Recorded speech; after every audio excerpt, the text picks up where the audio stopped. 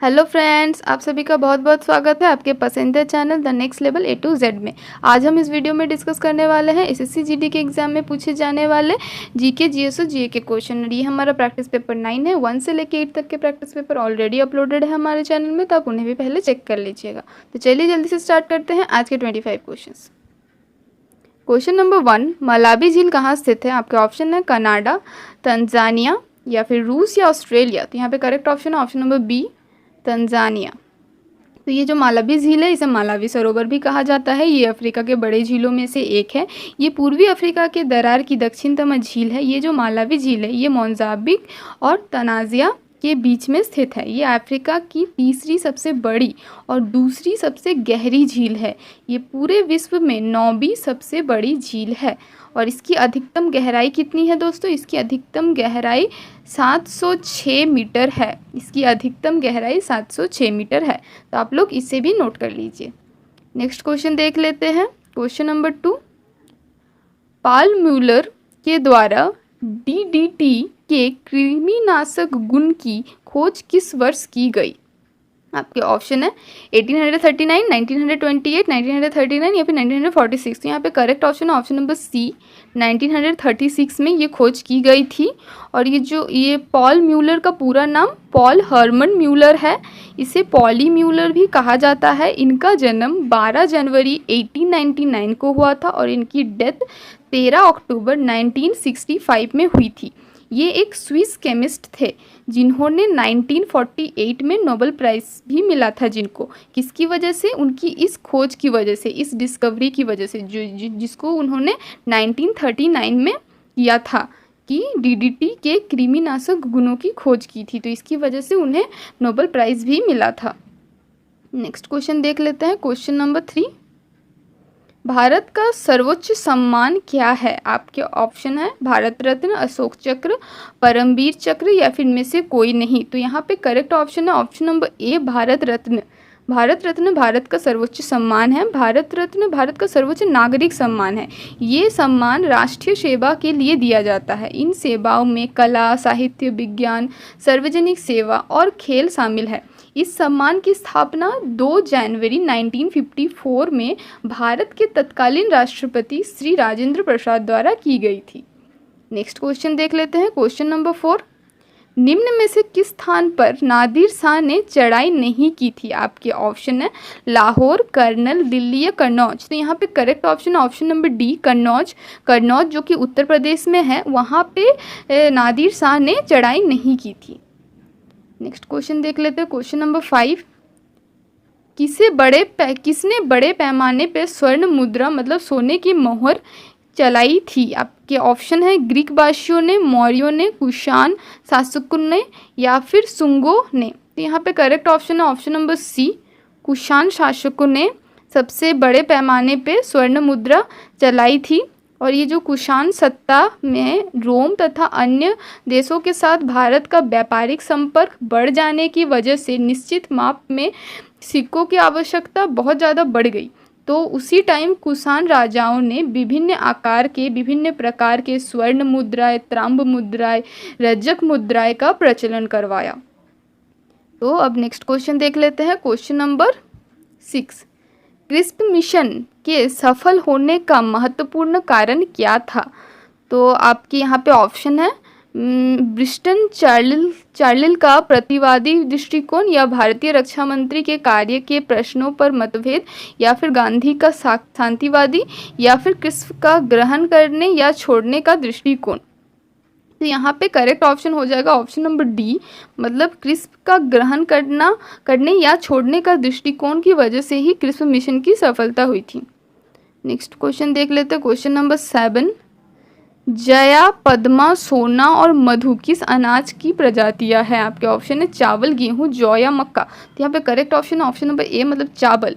यानी कि जया, पद्मा, सोना और मधु ये चाल का प्रजातियां हैं। इन्हें चाल की प्रजातियां या फिर धान चावल की प्रजातियां कहा जाता है। नेक्स्ट क्वेश्चन देख लेते हैं। क्वेश्चन नंबर 8, शाहजहां का मकबरा कहाँ स्थित है? आपके ऑप्शन है आगरा, लाहौर, दौलताबाद या फिर दिल्ली। तो यहाँ पे करेक्ट ऑप्शन है option number a, Agra. Shahjahan का मकबरा आगरा में स्थित है। शाहजहां की 64 वर्ष की आयु में 22 जनवरी 1666 को आगरा के किले में मृत्यु हुई। शाहजहां के जीवन का अंतिम समय बहुत दुखद रहा क्योंकि उसके बेटे औरंगजेब ने उन्हें आगरा के किले में कैद कर दिया था और मृत्यु तक कैद ही रहा। शाहजहां और उसकी पत्नी मुमताज़ बेगम की कब्र ताजमहल में अभी भी स्थित है। नेक्स्ट क्वेश्चन देख लेते हैं। Question number 9, Indian oil corporation का सबसे बड़ा रिफाइनरी कहाँ स्थित है? तो ये आपके ऑप्शन है हल्दिया, बरौनी, कोयली या डिगबोई। तो यहाँ पे करेक्ट ऑप्शन है ऑप्शन नंबर ए हल्दिया, जो कि कोलकाता में स्थित है। वेस्ट बंगाल के कोलकाता में हल्दिया है। यहाँ पे इंडियन ऑयल कॉरपोरेशन का 2 सेक्टर है, एक जो कि फ्यूल सेक्टर है और एक है ल्यूब सेक्टर। तो ये दोनों सेक्टर ही फ्रेंच और रोम के कोलैबोरेशन से बना था और इसका अभी प्रेजेंट में इस रिफाइनरी का कैपेसिटी है 7.5 million turns per year. 7.5 million turns per year इसका प्रेजेंट कैपेसिटी है और इसका एग्जीक्यूटिव डायरेक्टर है मिस्टर ब्रिज बिहारी। इस रिफाइनरी का डायरेक्टर है mister bridge Bihari. Next question देख लेते हैं। क्वेश्चन नंबर 10, एड्स की बीमारी एक विषाणु से होती है जिसका नाम है, मतलब एड्स बीमारी का जो वायरस है उसका नाम है। तो यहाँ पे करेक्ट ऑप्शन हो जाएगा ऑप्शन नंबर ए HTLV111। इसको HTLV3 भी कहा जाता है, मतलब रोमन में 111। इसको normally human immuno deficiency virus के नाम से भी जाना जाता है, जिसकी वजह से एड्स होता है। एड्स का full from acquired immune deficiency syndrome. Next question देख लेते हैं। क्वेश्चन नंबर 11, रेखीय समवेग संरक्षण बराबर है किसके नियम से? न्यूटन के प्रथम नियम या फिर न्यूटन के द्वितीय नियम या फिर न्यूटन के तृतीय नियम या फिर इनमें से कोई नहीं। तो यहाँ पे करेक्ट ऑप्शन हो जाएगा ऑप्शन नंबर सी, मतलब न्यूटन के तृतीय नियम, मतलब न्यूटन थर्ड लॉ पे बेस्ड है रेखीय समवेग संरक्षण। रेखीय समवेग संरक्षण का मतलब है कंजर्वेशन ऑफ लीनियर मोमेंटम। तो ये जो प्रिंसिपल है कंजर्वेशन ऑफ लीनियर मोमेंटम, ये स्टेट करता है, ये बोलता है कि जब कोई दो ऑब्जेक्ट आपस में कोलाइड करते हैं, मतलब टकराते हैं, तो उनका टोटल मोमेंटम टकराने के पहले और टकराने के बाद सेम रहता है, अगर वहाँ पे कोई एक्सटर्नल फोर्स, बाहरी फोर्स यूज़ नहीं हुआ है तो ये कौन बताता है, ये किस पे बेस्ड है? ये न्यूटन के थर्ड लॉ पे बेस्ड है। तो यहाँ पे करेक्ट ऑप्शन हो जाएगा न्यूटन के तृतीय नियम। नेक्स्ट क्वेश्चन देख लेते हैं। क्वेश्चन नंबर 12, ऊष्मागतिकी का प्रथम नियम अवधारणा की पुष्टि करता है क्या? ऊर्जा संरक्षण, ताप संरक्षण, कार्य संरक्षण या फिर इनमें से कोई नहीं। तो यहाँ पे करेक्ट ऑप्शन है ऑप्शन नंबर ए, मतलब ऊर्जा संरक्षण, मतलब energy conservation, conservation of energy. तो ऊष्मागतिकी का प्रथम नियम मतलब first law of thermodynamics. First law of thermodynamics किस पे बेस्ड है, क्या पुष्टि करता है? वो कंजर्वेशन ऑफ एनर्जी को ही पुष्टि करता है। नेक्स्ट क्वेश्चन देख लेते हैं। क्वेश्चन नंबर 13, आदर्श गैस की ऊर्जा आधारित होती है, मतलब आदर्श गैस जिसको आइडियल गैस भी कहा जाता है, उसकी ऊर्जा, उसकी एनर्जी किस पे आधारित होती है? आपके ऑप्शन है दाब पर, आयतन पर, तापमान पर या फिर मोल की संख्या पर। तो यहाँ पे करेक्ट ऑप्शन है ऑप्शन नंबर डी, मतलब मोल की संख्या पर आधारित होती है आइडियल गैस की ऊर्जा, आइडियल गैस की एनर्जी। तो आइडियल गैस को हम एक सैद्धांतिक गैस के रूप में देखते हैं जो कई रैंडम रूप से चलते छोटे छोटे पार्टिकल से बना है, जिसकी इंटरेक्शन पूरी तरह से इलास्टिक कोलिजन है और nitrogen, oxygen, hydrogen, noble gas जैसी कई गैस और कार्बन डाइऑक्साइड जैसी कुछ भारी गैसों को उचित सहनशीलता के भीतर आदर्श गैस की तरह माना जा सकता है। नेक्स्ट क्वेश्चन देख लेते हैं। क्वेश्चन नंबर 14, आर्क लैंप का आविष्कार किसने किया था?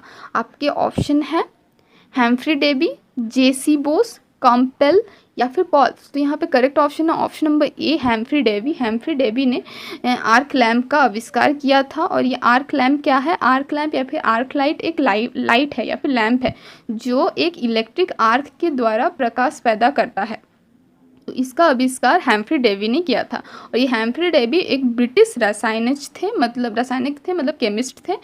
उन्होंने बहुत सारे खोज किए हैं, जैसे कोयला के खानों में जलाने के लिए सुरक्षा दीप का आविष्कार भी इन्होंने किया है। और इसके अलावा इन्होंने electrolysis, sodium, potassium, calcium, magnesium, barium, boron का भी आविष्कार किया है। और इनका जन्म 17 दिसंबर 1778 में हुआ है यूके में, यूनाइटेड किंगडम में। और इनकी मृत्यु 29 मई 1829 में हुई है जेनेवा, स्विट्जरलैंड में। तो आप लोग ये डिटेल्स भी नोट कर लीजिए। नेक्स्ट क्वेश्चन देख लेते हैं, question number 15। Question number 15, petroleum की गुणवत्ता प्रदर्शित की जाती है, मतलब पेट्रोलियम की क्वालिटी प्रदर्शित करने के लिए, उसका क्वालिटी बताने के लिए हम लोग किसका यूज़ करते हैं। तो यहाँ पे आपका करेक्ट ऑप्शन हो जाएगा ऑप्शन नंबर सी, मतलब ऑक्टेन नंबर। ऑक्टेन नंबर हम लोग यूज़ करते हैं। ऑक्टेन रेटिंग जो होता है वो मेज़र करता है कि पेट्रोलियम की गुण कैसी है, उसकी गुणवत्ता प्रदर्शन करने के लिए हम लोग ऑक्टेन नंबर का यूज़ करते हैं। नेक्स्ट क्वेश्चन देख लेते हैं, क्वेश्चन नंबर 16। वाष्प भट्टी से आयरन ऑक्साइड उपचयित होता है किसमें? सिलिका में, कार्बन में, चूना में, या फिर इनमें से कोई नहीं। तो वाष्प भट्टी में आयरन ऑक्साइड मतलब फेरिक ऑक्साइड उपचरित होता है, मतलब ट्रीटेड किसके साथ ट्रीट किया जाता है? तो यहाँ पे करेक्ट ऑप्शन हो जाएगा ऑप्शन नंबर ए, मतलब सिलिका के साथ ट्रीट किया जाता है फेरिक ऑक्साइड को। नेक्स्ट क्वेश्चन देख लेते हैं, क्वेश्चन नंबर 17। ढलवा लोहा में कार्बन की मात्रा होती है। ढलवा लोहा का मतलब होता है कास्ट आयरन। तो कास्ट आयरन में कार्बन कंटेंट कितना होता है, कितना % कार्बन होता है? तो यहाँ पे आपके करेक्ट ऑप्शन हो जाएगा ऑप्शन नंबर ए, मतलब 2 से 2.5%। मतलब ढलवा लोहा में, कास्ट आयरन में 2 से 2.5% तक का कार्बन कंटेंट होता है।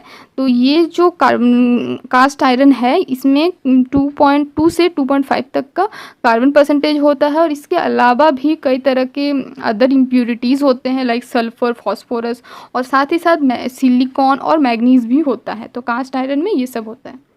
नेक्स्ट क्वेश्चन देख लेते हैं, क्वेश्चन नंबर 18। भारत से 1971 का युद्ध हार जाने पर पाकिस्तान की ओर से ढाका में दस्तावेज पर हस्ताक्षर किसने किए? तो यहाँ पे आपका करेक्ट ऑप्शन है option number a, lieutenant general A.K. Niazi. Lieutenant general A.K. Niazi ने किया। और उनकी मृत्यु कब हुई थी? उनकी मृत्यु 1 फरवरी 2004 में हुई थी। 1 फरवरी 2004 में उनकी मृत्यु हुई थी। कहाँ पे?